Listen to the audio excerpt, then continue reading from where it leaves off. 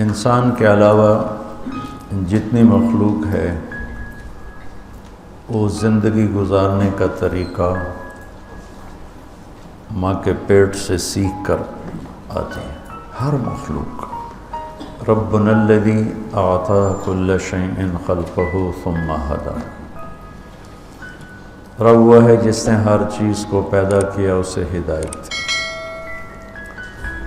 تو دنیا میں جتنی مخلوقات ہیں، نباتات ہیں، حیوانات ہیں، پرندے ہیں، انہیں صحیح طریقہ زندگی گزارنا سیکھنا نہیں پڑتا.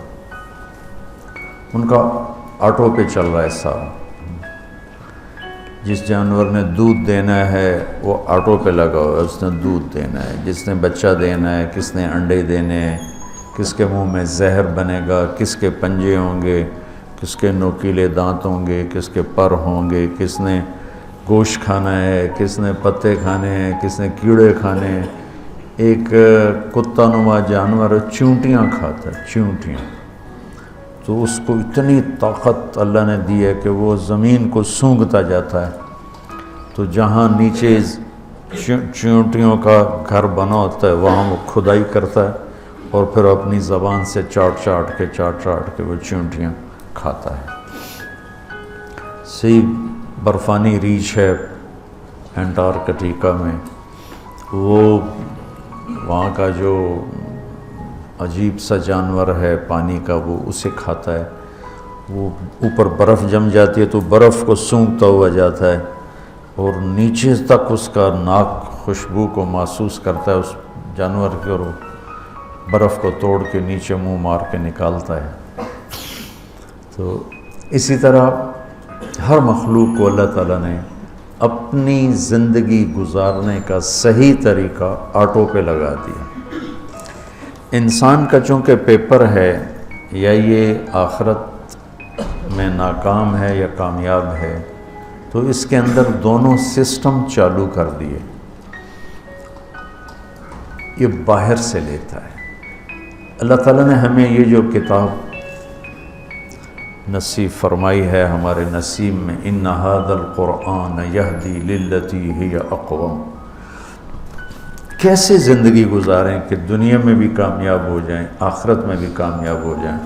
تو قرآن کا دعویٰ ہے کہ میں تمہیں وہ راستہ بتاؤں گا جو سب سے صحیح اور سیدھا ہوگا. اس کتاب کے علاوہ کائنات کی کوئی کتاب نہیں جو یہ دعویٰ کر سکے. حدیث پاک قرآن ہی کا حصہ ہے کہ قرآن کی تعبیر، تشریح میرے نبی پاک صلی اللہ علیہ وسلم کی زبان سے نکلے ہوئے کلمات ہیں. لہذا قرآن اور حدیث کا تو ایک ہی حکم ہے. تو دونوں مل کر یہ دعویٰ کرتے ہیں کہ اگر یا ابا سفیان، میرے نبی کی حدیث یاد آ گئی اس آیت کی مناسبت سے. قرآن کہتا ہے ان ھذا القرآن یہدی للتی ہی اقوم. صرف ان ھذا، صرف یہی قرآن تمہیں راستہ دکھاتا ہے جو سیدھا ہے اور کامیابی تک لے جاتا ہے. اسی کو میرے نبی نے یوں بیان کیا، یا ابا سفیان جئتکم بکرامت الدنیا والآخرہ.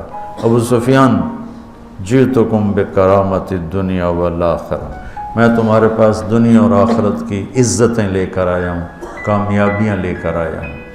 تو وہ آیت اور یہ حدیث مل کر ایک تصویر پیش کر رہے ہیں کہ کامیاب زندگی گزارنے کا طریقہ کہاں سے ملے گا.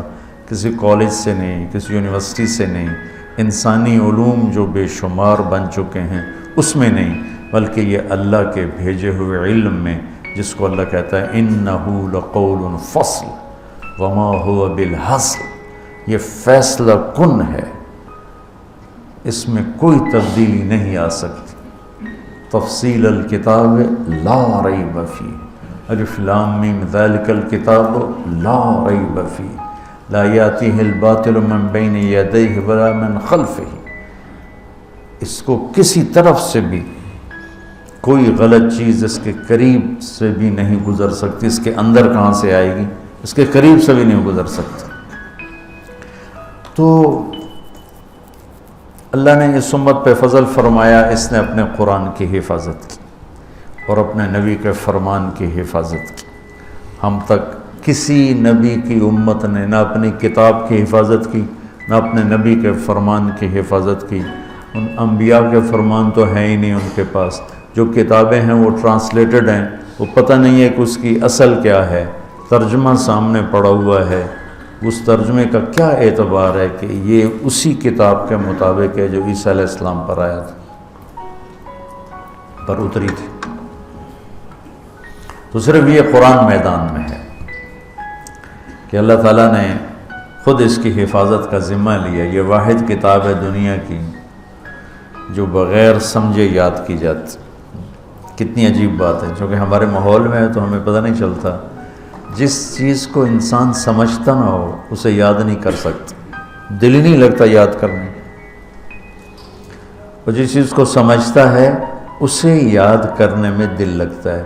ایک 7 سال کے بچے کو کیا پتہ میں کیا پڑھ رہا ہوں، کیا نہیں پڑھ رہا ہوں، یہ کیا ہے، اور وہ یوں یاد کرتا ہے کہ اوپر سے نیچے پڑھتا ہے، نیچے سے اوپر پڑھتا ہے۔ وہ جو کراچی کے حفاظ، وہ کیا ہے، وہ تو کوئی اللہ پاک کا معجزہ ہے، کرامت ہیں کہ ایک لفظ بتاؤ تو آگے پڑھ دیں گے، پیچھے پڑھ دیں گے، والناس سے شروع ہو کر الف لام میم تک چلے جائیں گے، الف لام سی سے شروع ہو کر والناس تک چلے جائیں گے۔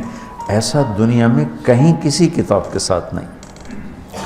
تو میرا دکھ یہ ہے کہ امت نے قرآن بھولا دی۔ میں نے شیخ الہند جو علماء دیوبند کے سب کے استاد اور اس دیوبند مدرسہ کے پہلے شاگرد ہیں، 1864 میں دیوبند کی بنیاد رکھی گئی۔ اللہ تعالیٰ ان علماء حقانی کو جزائے خیر عطا فرمائے۔ انگریز کی محنت تھی کہ انڈیا کو اسپین بنا دیں، جیسے اسپین سے اسلام کا نام مٹ گیا۔ 800 سال کی حکومت کے بعد اسپین میں اللہ کا نام لینے والا ایک نہ بچا، ایک۔ ایسے انہوں نے دھو کے رکھ دیا۔ اور وہ قرطبہ کی جامع مسجد جہاں علامہ قرطبی جیسے بیٹھ کے تفسیر بیان کیا کرتے تھے، وہ ساری گرجا بنی پڑی، صرف محراب کے پاس تھوڑی سی جگہ انہوں سے کور کی ہوئی ہے، بس اتنی جتنی یہ 2 پلر ہیں، تو ایسے کر کے انہوں نے باڑ لگا دی ہے۔ وہ محراب اپنی اصل جگہ میں بالکل درمیان میں انہوں نے گرجا بنا دیا، بت رکھے ہوئے ہیں، تصویریں ہیں، مسجد کے در و دیوار ہوتے ہیں، نوحہ کنا ہے کہ ہائے مسجد مرثیہ خواہ ہیں کہ نمازی نہ رہے۔ مرثیہ تو مسجد قرطبہ کا میں دیکھ کر آیا ہوں۔ تو انگریز کی یہ محنت تھی کہ یہاں سے دھو دیا جائے اسلام کو۔ اللہ علماء دیوبند کے درجات بلند فرمائے۔ 1864 میں پہلے یہ حضرات جنگ آزادی میں شریک ہوئے، اور شاملی جہاں علماء دیوبند نے جہاد کیا، حافظ ضامن شہید ہوئے اور کوئی بڑے بڑے شہید ہوئے، کچھ بچ گئے۔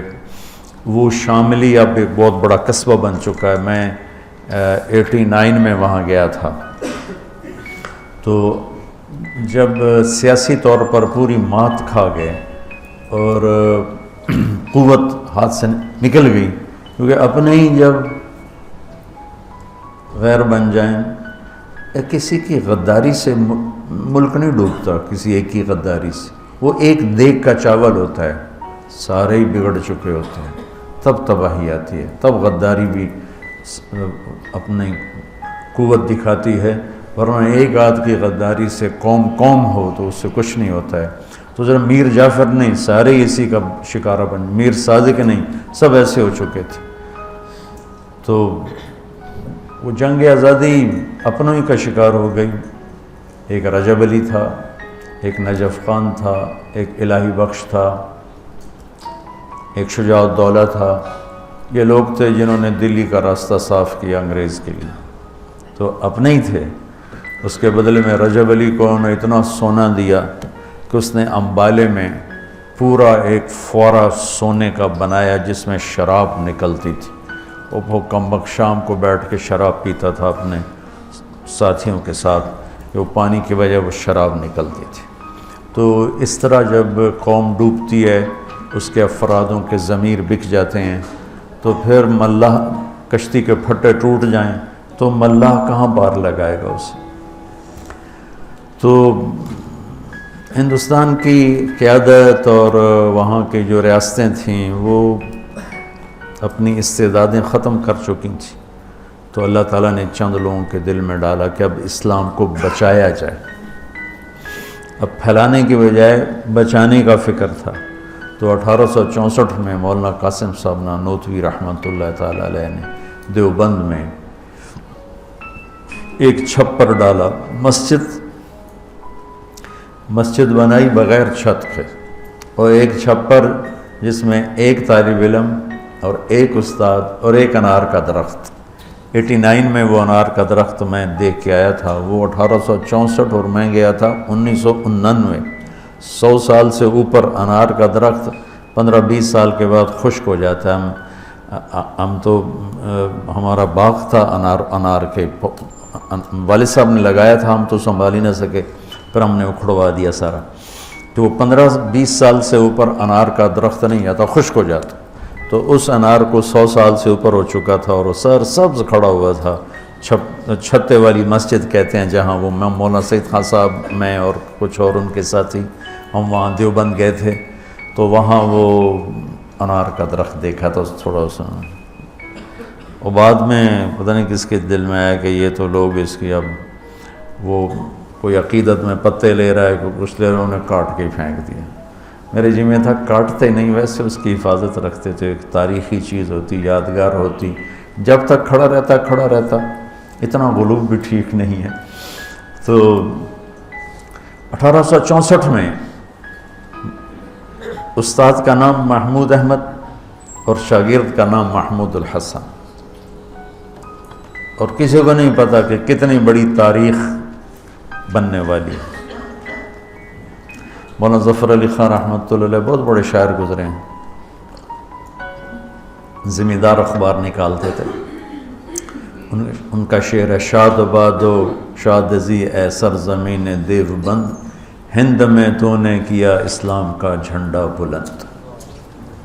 ہندوستان تو بدعات اور رسومات اور جہالت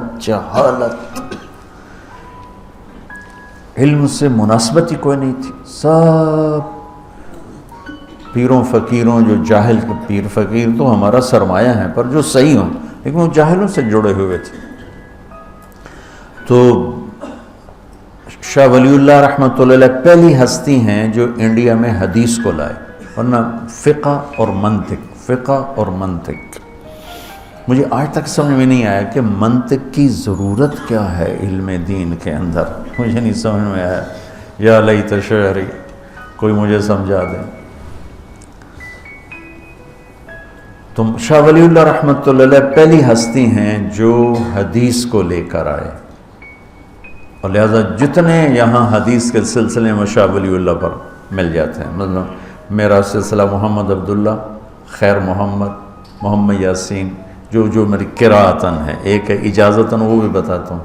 محمد یاسین، محمود الحسن جن کو شیخ الہند کہتے ہیں، محمد قاسم، عبد الغنی، محمد اسحاق، عبدالعزیز، شاہ ولی اللہ، اور جو میری اجازتاً ہے وہ عزیر گل، محمود الحسن۔